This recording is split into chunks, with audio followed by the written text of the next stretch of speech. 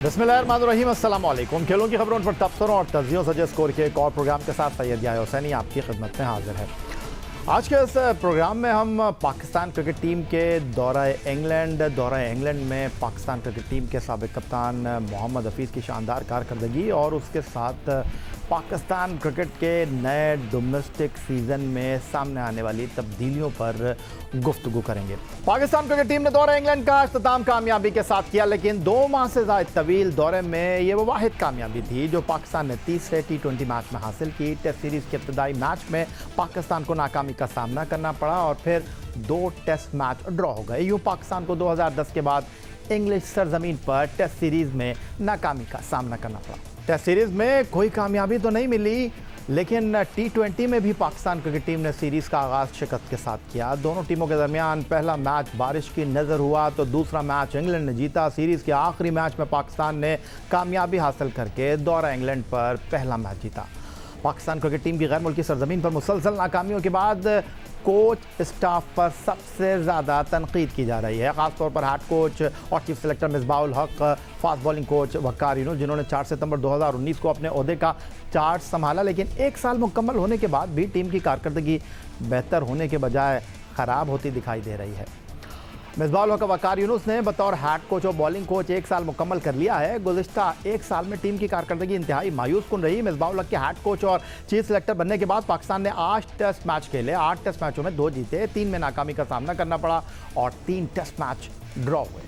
लेकिन मिसबाह उल हक को 2 ओहदे देने वाले chairman Pakistan cricket board Ehsan Mani और chief executive Wasim Khan team की मुसलसल ख़राब कारकर्दगी पर खामोश है। मिसबाह उल हक ने जब चीफ सेलेक्टर और हेड कोच के ओहदे को संभाला तो Pakistan cricket team T20 ranking में नंबर 1 पोजीशन पर थी, लेकिन इस दौरान मुख्तसर फॉर्मेट में भी पाकिस्तान की कारकर्दगी मायूस कुन रही। पाकिस्तान ने 11 T20 मुकाबलों में सिर्फ 3 में कामयाबी हासिल की। 11 मैचों में पाकिस्तान टीम 6 में नाकामी से दोचाई है और 2 मैच बगैर नतीजा रहे। पाकिस्तान क्रिकेट टीम इस वक्त ICC की रैंकिंग में 4थी पोजीशन पर मौजूद है।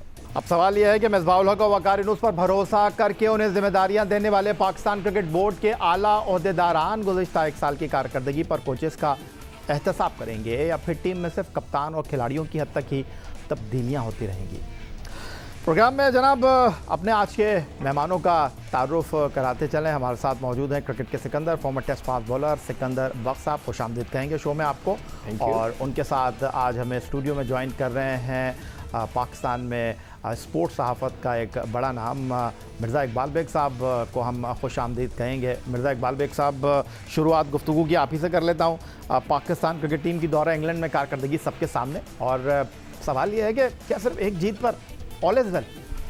या मैंने अभी पैकेज भी देखा, आपने बड़ी सही बात की कि सिर्फ एक जीत पर और वो भी 5 रन की फतह पर खुशियां मनाना मेरे ख्याल में खुशफहमी में मुब्तला होने के मुतरादिफ है। लेकिन इकबाल बेग साहब, जीत तो जीत होती है ना? जीत होती, लेकिन किस तरीके से जीत हुई इसमें कोई शक नहीं कि पाकिस्तान के लिए ये जीत बड़ी अहम थी, क्योंकि अगर हम खाली हाथ लौटते ऐसा ना हो इकबाल बेग साहब बोले यार जीत भी गए देखो फिर भी इकबाल बेग नाराज। नहीं, नाराज़गी की बात नहीं, अगर हम खाली हाथ लौटते तो फिर सब अपनी अपनी छुरियां तेज़ किए हुए बैठे थे और तनकीद के निश्तर जो थे वो टीम मैनेजमेंट और क्रिकेट बोर्ड को बर्दाश्त करना पड़ते। लेकिन इस फतह ने काफ़ी हद तक उस पर पानी डाल दिया, इस फतह ने काफ़ी हद तक जो है काम डाउन किया और मैं समझता हूँ कि इन गलतियों से पाकिस्तान क्रिकेट टीम को सीखने की ज़रूरत है। 30 लोगों का दस्ता आप लेकर गए, आमिर को आप मिला लें तो 30 हो गए, 30 लेकर गए, 9 बगैर खेले वापस आ गए। आप काशिफ भट्टी को किस लिए लेकर गए थे? उसको ऑस्ट्रेलिया भी ले गए, उसे इंग्लैंड भी ले गए। इमरान खान सीनियर, उस्मान खान चिनवारी, फ़हीम अशरफ, कई नाम ऐसे थे जो गए और इंग्लैंड की सैर करके वापस आ गए। मैं समझता हूं कि इसके ओवरहॉलिंग की ज़रूरत है, इस पर गौर करने की ज़रूरत है, कहाँ गलतियां थी, कहाँ खामियां थी, क्योंकि आपने खुद बताया 2016 में पाकिस्तान इंग्लैंड में टेस्ट सीरीज़ बराबर करने में कामयाब हुआ, 2018 में पाकिस्तान ने टेस्ट सीरीज़ बराबर की और अब टेस्ट सीरीज़ हार गए। T20 जिसके हम एक ज़माने में चैम्पियन हुआ करते थे, उसको एक T20 हारे और दूसरा फिर बड़ी मुश्किल से जीते। तो बहुत सारी चीज़ों पर नज़र डालने की ज़रूरत है और इस पर यकीनन सोचना पड़ेगा पाकिस्तान क्रिकेट बोर्ड को और टीम मैनेजमेंट को। सिकंदर बख्श साहब, उम्मीद करते हैं आप नाराज़ नहीं होंगे क्योंकि आज मिर्ज़ा इकबाल बेग साहब हमारे मेहमान हैं, तो हमने कहा कि शुरुआत मिर्ज़ा इकबाल बेग साहब से कर लेते हैं। लेकिन आप चूँकि हमारे शराकतदार हैं, जियो न्यूज़ पर थ्रू आउट दिस सीरीज़ आप हमारे साथ मौजूद रहे, उसके अलावा जियो सुपर पर भी आप हमारे साथ हैं, तो आपने तो जो है बहुत सारी चीज़ों को देखा बारीक बीनी के साथ। लेकिन बहुत सारे क्रिकेटर क्रिकेट बोर्ड में चले गए हैं, सबसे पहले तो मैं ये जानना चाहूँगा कि आपने कोई CV दिया, आपको कोई कॉल आए, क्योंकि आप तो टिकट भी नहीं लेते? नहीं, मेरे ख्याल से मुझे पता है कि जो क्रिकेट बोर्ड की जॉब है जैसे इकबाल कासिम है, आपको जब मैं सेलेक्टर था, मैंने भी 2 महीने और 40 या 2 महीने और 20 दिन के बाद मैंने भी छोड़ दिया था इसी तरह कि अपनी मर्ज़ी से उन्होंने लड़के भेज दिए थे। तो जिन लोग वो लोग मुझ जैसे लोग या इकबाल कासिम ने बड़ी हिम्मत की, बड़ी अच्छी बात है कि उनका एक असूल है कि जो वो बात कर रहे थे departmental cricket is very important. इन लोग इस वक्त PCB को पता नहीं, खैर PCB में जितने लोग मौजूद हैं उन सबको पता है कि डिपार्टमेंटल क्रिकेट कितनी इम्पॉर्टेंट है, मगर सिर्फ एक शख्स की अना पे जो कि सबसे बड़े हैं इस वक्त, पावरफुल हैं, उन्होंने कह दिया कि नहीं होगी तो उसके ऊपर सब चल पड़े हैं। मगर दिल के अंदर अगर किसी से भी आप पूछेंगे वो कहेंगे कि हाँ जी ये गलत हुआ है।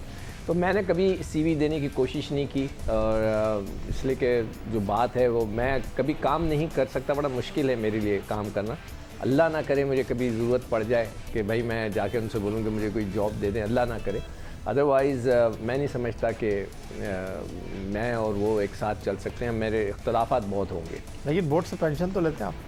पेंशन तो मेरा वो एक राइट है, इसलिए कि वो मैं जो खेला हूँ उसके ऊपर वो एक उन्होंने पॉलिसी बनाई हुई है, उसमें जब वो आप 60 साल क्रॉस कर लेते हैं और उस हालात मतलब 60 की बात सबको मिलती है, तो उसमें मैं भी मतलब कह रहे हैं गंगा बह रही है, मैं भी हाथ धो रहा हूँ।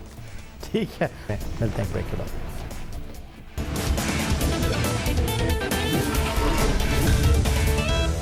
अगर एक और बड़ी इंटरेस्टिंग चीज़ इस वक्त शेयर करने लगा हूँ इकबाल बेग साहब और सिकंदर बख्श साहब, कि जब ये दौरा ख़त्म हुआ तो बहुत से खिलाड़ी जिस तरह बात कर रहे थे, England and Wales cricket board का शुक्रिया अदा कर रहे थे, बोर्ड की तारीफ़ें कर रहे थे। हफीज़ जब आए कैमरे की आगे आगे उन्होंने तारीफ़ नहीं की। उन्होंने क्या कहा वो भी देख लीजिए, और फिर आप खुद इस बात को जज कर लीजिए कि हफीज़ क्यों खटकते हैं और हफीज़ क्यों पसंद नहीं आते। जिस तरीके से हमारे ट्रेनर ने, हमारे फील्डिंग कोच ने, हमारे बैटिंग कोच ने, बॉलिंग कोच ने, मिसबा ने एक बहुत ही सेल्फ़ रिस्पेक्टेड माहौल हमें दिया। मैंने अपने कैरियर में इतना शानदार माहौल नहीं देखा, तो मैं उनका बहुत शुक्रिया अदा करता हूँ कि इस टूर के ऊपर उन्होंने मुझे और सारे लड़कों को वो माहौल दिया। वो हर चीज़ देने के लिए तैयार थे, हर तरह से हमें मदद कर रहे थे और हमने डिलीवर किया। लाइक हम अच्छी क्रिकेट खेले, फिनिश नहीं कर पा रहे थे, लेकिन इस मैच में फ़िनिश करके we are happy as a team. सारी टीम बहुत ज़्यादा जो है यूनाइटेड होकर इस मैच में खेली, मिल के खेली, प्लान के साथ खेली, क्योंकि हम लोगों ने आपस में जब डिस्कस किया, हम लोग बुरी क्रिकेट नहीं खेल रहे थे, लेकिन हम लोग फिनिश नहीं कर पा रहे थे। हम अच्छा खेल रहे थे। टेस्ट मैच भी हमसे फिनिश नहीं हो सका। जो दूसरा T20 हमारा हुआ, बाकी 2 टेस्ट मैच तो हो ही नहीं सके। तो जो T20 हम एक मैच हारे थे वो भी हमें जीतना चाहिए था, लेकिन फिनिश नहीं किया था। तो हम सब ने मिल के एक दूसरे के साथ एक दूसरे को कॉन्फिडेंस दिया। मिर्ज़ा इकबाल बेग साहब, आप तो साफ़ी हैं, हर्फ और किनाया में जो बात होती है बहुत अच्छे अंदाज में आप अंडरस्टैंड करते हैं, और हफीज़ तोते की तरह रटी रटाई बातें नहीं करते, और सीनियर खिलाड़ी हैं और इसीलिए शायद उनको ये मुकाम मिला है। लोग उनको पसंद करते हैं क्योंकि वो अपनी बात पर कायम रहते हैं, और यहाँ पर उन्होंने किसी के मुँह की बात नहीं कही, जो रटी हुई बातें थी वो नहीं कही। देखिए, उन्होंने किसी की तारीफ़ नहीं की, उन्होंने टीम के खिलाड़ियों की तारीफ़ की। उन्होंने मिसबाह को कहा कि उन्होंने बहुत अच्छे तरीके से मैनेज किया और इसका क्रेडिट मिसबाह को जाता है। हाँ, उन्हें तारीफ़ करनी चाहिए थी चीफ़ एग्जीक्यूटिव की जिन्होंने इस दौरे का एहतमाम किया। उन्हें तारीफ़ करनी चाहिए थी एहसान मानी साहब की, जो टीम के साथ चार्टर्ड प्लेन में इंग्लैंड चले गए, वहीं मौजूद थे, छुट्टियां मना रहे थे। लेकिन हफीज़ का पाकिस्तान क्रिकेट बोर्ड के साथ जो एक जिसे कहते हैं खिंचाव, उसका अंदाज़ा आप इस बात से बखूबी लगा सकते हैं कि दौरे पर जाने से कबल और दौरे के दौरान पाकिस्तान क्रिकेट बोर्ड हफीज़ को मीडिया के सामने नहीं लेकर आया। हफीज़ इतनी अच्छी इंग्लिश बोलते हैं, शान मसूद आते थे, हफीज़ को क्यों नहीं लेकर आया मीडिया? इंग्लिश मीडिया के सामने भी नहीं लाए और पाकिस्तानी मीडिया के सामने भी नहीं लाए। हालांकि आप देखें बाबर आजम के कितने इंटरव्यू जाने से पहले वहाँ जाकर इंटरव्यूज़ कराए गए, हफीज़ का एक भी इंटरव्यू नहीं कराया गया, जिससे आप अंदाज़ा लगा सकते हैं कि पाकिस्तान क्रिकेट बोर्ड मोहम्मद हफीज़ से कितनी मोहब्बत करता है। और जिस तरह उन्होंने आपने दिखाया, जिस तरह उन्होंने या कहा, वो तो सबके सामने है कि उन्होंने लगी लपटी बात नहीं की। ट्रेनर की तारीफ कौन करता है बेग साहब? ट्रेनर की कोई तारीफ करता है? तो उन्होंने मैसेज दिया है ना, इशारों कनाइयों में उन्होंने मैसेज दिया है कि मेरे लिए जो इम्पोर्टेंट लोग हैं वो ये लोग हैं, मेरे लिए वो इम्पोर्टेंट नहीं है जो दूर से डोरियां खींचते हैं। मेरे ख्याल में उन्होंने पैगाम दिया है। एक और चीज़ उसमें ये भी है आप लोगों को, मेरे हिसाब से देखिए, जिस एज के हिस्से में वो हैं और जितने एक्सपीरियंस वो हैं, उन्हें ट्रेनर की ज़्यादा ज़रूरत है to keep himself fit, rather than that कि कोई उन्हें ये बताए कि तुमने शॉट कैसे मारना है। जो ऑनेस्टली बात है, अब 40 साल की उम्र में पहुंच के इतने ज़्यादा क्रिकेट खेलने के बाद, कप्तान रहने के बाद, क्या उन्हें कोई समझाएगा कि आपने कैसे क्रिकेट खेलनी है? उन्हें सब पता है। जो अगर रिटायर होकर वो फॉरेन कोच भी बन सकते हैं पाकिस्तान टीम का, वो इतने एक्सपीरियंस हैं। तो ही नीड्स अ ट्रेनर जो उनको फिट रखे फॉर द मैचेस। अच्छा सिकंदर बख्श साहब, मैं तो उन खिलाड़ियों की बड़ी कदर करता हूं जो पाकिस्तान के लिए खेलते हैं, पाकिस्तान से नहीं खेलते हैं। हालांकि हमारे फॉर्मर चीफ सेलेक्टर मोहसिन अजम खान भी ये बात करते रहे हैं कि play for Pakistan, don't play with Pakistan. लेकिन हफीज़ ने कुछ दिन पहले बात की थी कि उन खिलाड़ियों को रिस्पेक्ट देनी चाहिए जो मुल्क के लिए खेलते हैं, और उन्होंने कहा था कि क्या उन खिलाड़ियों में एक्स्ट्रा टैलेंट होता है जो वो किसी फिक्सिंग वगैरह में चले जाते हैं। उन्होंने कहा क्या था, ज़रा वो मैं आपको दिखा दूँ पहले। सबसे पहले ज़रूरी ये है कि स्टैंडर्ड सेट किए जाएँ, क्योंकि पाकिस्तान का जो प्राइड है वो अगर उसको कोई भी डैमेज करे, मेरा ये प्रिंसिपल स्टांस है, आज भी है, कल भी था और हमेशा रहेगा, कि इस प्राइड को जो डैमेज करे उसको दोबारा ये प्राइड नहीं मिलनी चाहिए। That's it, end of story, no matter what. खेलने का मौका मिलना चाहिए, कभी नहीं मिलना चाहिए। अगर किसी ने ये कोई गिल्टी है और प्रूव हो जाता है कि जी ये बंदा, इसने ये जानबूझ के ये सारा काम किया, उसके बाद उसको ये स्टेज, ये प्राइड नहीं मिलनी चाहिए मेरी अपनी समझ के मुताबिक। मैं गलत हो सकता हूँ। ये कह देना जी 2 साल में वो बंदा ठीक हो गया, वापस आ गया, तो आप स्टैंडर्ड क्या सेट कर रहे हैं? टैलेंट है क्या, या टैलेंट क्या चीज़ है? क्या ऑनेस्टी से 18 साल, 20 साल, 10 साल, 15 साल खेलना, इस मुल्क के लिए खिदमत करना, इस मुल्क का नाम रोशन करना, वो टैलेंट नहीं है? कि आपके ऊपर कोई कंट्रोवर्सी ना हो, आप इस मुल्क को इज़्ज़त के साथ रिप्रेजेंट करें, ये टैलेंट नहीं है? या वही टैलेंट रह गया हमारे समझ के मुताबिक? ये जो समझ है ना, मुझे इसकी समझ नहीं आई आज तक, कि जो बंदा गलत काम करता है वो एक्स्ट्रा टैलेंट क्यों होता है? वो जो एक्स्ट्रा टैलेंट है वो कौन सा है? तो हम किस टैलेंट के पीछे जा रहे हैं? तो मेरी समझ में स्टैंडर्ड सेट होने चाहिए, मेरी राय में स्टैंडर्ड सेट होने चाहिए। हमेशा पाकिस्तान की प्राइड प्रायोरिटी रहनी चाहिए, और जो भी इसको डैमेज करे at any cost, he should never get back into the field.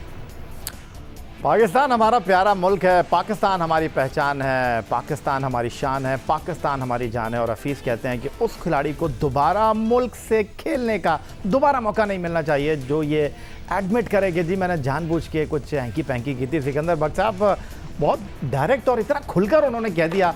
18 फरवरी 2020 को मेरे प्रोग्राम में आए थे, उन्होंने ये बात कही थी, तो ये भी चुभ रहा है मुझे लग रहा है। मुझे लगता है, देखिए मेरे उनके ख्यालात बिल्कुल मिलते जुलते हैं, और हम उस बंदे को जो मुल्क बेच देता है उसको प्रमोट करते हैं। ये इंसल्ट है उन लोगों की जो अपने जानों के नजराने सरहद पे दे रहे हैं। तो ऐसे ऐसे गाने के आंखों से आंसू आ रहे हैं। अभी मैं बैठा मेकअप रूम में वो गाना सुन रहा था, मैं आंखों में मेरे आंसू आ रहे थे कि यार कि क्या लोग अपनी जानों के नजराने इस मुल्क के लिए दे रहे हैं, और हम उस शख्स को जिसने पाकिस्तान को बेच दिया फ़ख्र के साथ जेल में 6 महीने गुजार के आ गए, और हम उसको दोबारा कॉन्ट्रैक्ट देते हैं। और मैं उन सारी कंपनियों को मैं कहता हूं, आप लोगों को शर्म आनी चाहिए कि आप अपना प्रोडक्ट उस शख्स से बिकवाते हैं जिसने मुल्क को बेचा है। ये बेचारे जो लोग अपनी जानों के नजराने देख के अपने मुल्क के खातिर आ गए हैं, क्या उनकी कोई इज्जत नहीं रही? मुझे शर्म आती है। ये बड़ी बात की है हफीज़ ने तो, नहीं बिल्कुल, और रहते हुए बात की उन्होंने। बिल्कुल मैं कहता हूँ ये गलत है, ये हमारे इस मुल्क के साथ, हमारे इस मुल्क की मोहब्बत के साथ गद्दारी है। तो इकबाल बेग साहब, तो हफीज़ इतना खुलकर जब बात करेंगे तो फिर थोड़ा सा तो फिर डोरियां खिंचेंगी ना? नहीं बिल्कुल, मैं तो इसलिए हैरान हूँ कि आपने मोहम्मद आमिर को टीम से ड्रॉप कर दिया था, और टीम से ड्रॉप करने के बाद आपने जब हारिस रऊफ़ का जो टेस्ट था, कोरोना टेस्ट का, वो पॉजिटिव आया और आपने उसको आमिर को भेज दिया।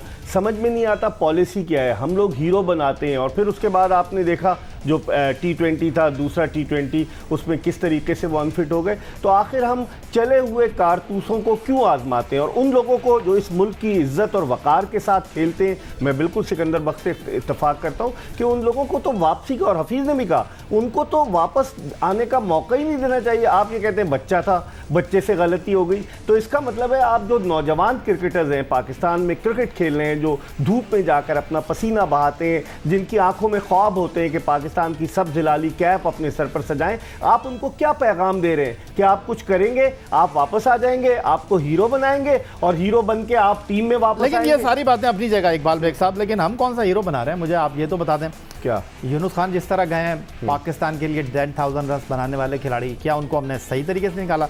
शाहिद आफरीदी को एक फेयरवेल मैच हम नहीं दे सके। इंजमामुल हक, मैं उस बहस में नहीं जाऊंगा, वो एक मैच खेले, कहा गया कि जी उन्होंने बोर्ड से पैसे लेकर अब रिटायरमेंट दी, वो एक अलग कहानी है। लेकिन क्या हम अपने सीनियर खिलाड़ियों को अच्छे तरीके से स्टैंडिंग एनोवेशन में टाटा बाय बाय कहें, उनके साथ बैठकर बात करें कमरे में, यार आप कितने दिन खेलना चाहते हैं, देखें हम आपको इस सीरीज़ तक लेकर जाना चाहते हैं, ये नहीं हो सकता इकबाल बेग साहब?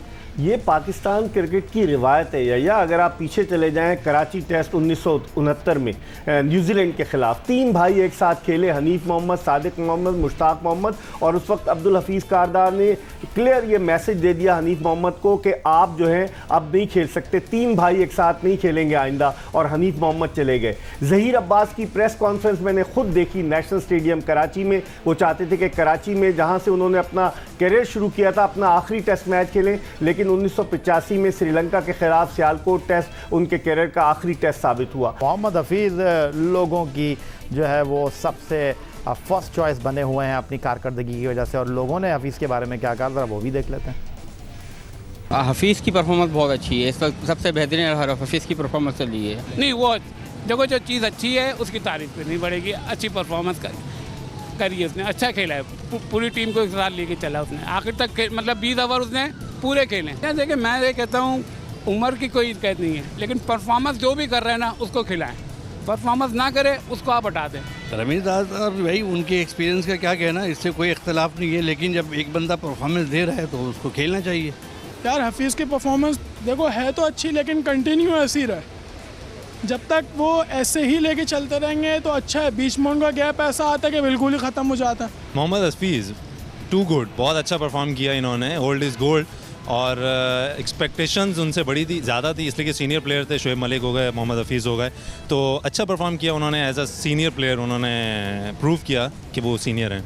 नहीं, एज को लेके मैं नहीं समझता कि कोई एज ज़्यादा मैटर करती है क्रिकेट के ऊपर, आपकी फ़िटनेस होनी चाहिए, तो ये मैं नहीं समझता कि कोई एज का फ़र्क पड़ता है इस पर। आपकी फ़िटनेस अच्छी है तो डेफिनेटली उनको कंसिडर करना चाहिए। मोहम्मद हफीज़ ने प्रूव किया है कि एक्सपीरियंस का कोई मोल नहीं होता, उन्होंने अच्छी परफॉर्मेंस दी है, और अगर वो इसी तरह कंटिन्यू करते हैं तो ये वर्ल्ड कप में पाकिस्तान के लिए बहुत बेहतर रहेगा। मोहम्मद हफीज़ पर तनकीद वो वैसे करता हूँ, मोहम्मद हफीज़ शुरू से परफॉर्मेंस देता हुआ आ रहा है, 2 मैच 3 मैच बाद कमबैक करके देता है वो हमेशा, अपनी बॉलिंग से, अपनी बैटिंग से, अपनी फील्डिंग से वो हमेशा देता है, तो उस पर तनकीद तो खैर बिला वजह की तनकीद समझता हूँ मैं अपनी नज़र में। तो हफीज़ आपसे लोग प्यार करते हैं, आपकी परफॉर्मेंस को सराहते हैं, और हम आपके लिए दुआ गो हैं कि आप इसी तरह उम्दा कारकर्दगी का मुजाहरा करते रहें और टीम पाकिस्तान की जीत में किरदार अदा करते रहें। बहुत शुक्रिया आपका मिर्ज़ा इकबाल बेग साहब, बहुत शुक्रिया आपका सिकंदर बख्श साहब। आज का ये प्रोग्राम आपको कैसा लगा? ट्विटर पर आप मुझे फॉलो कर सकते हैं, फेसबुक पर हमारा पेज score.geo न्यूज़, जहाँ जाकर आप इस प्रोग्राम के क्लिप्स एक बार फिर देख सकते हैं, और आप हमें ईमेल कर सकते हैं score@geo.tv पर अपनी आरा से हमें आगाह कर सकते हैं। इस दुआ, इस उम्मीद, इस तवक्को के साथ कि पाकिस्तान में खेल और खिलाड़ी तरक्की करते हैं, सैयद यार हुसैनी को स्कोर की पूरी टीम के साथ अगले प्रोग्राम तक के लिए इजाज़त दीजिए। अल्लाह हाफ़िज़।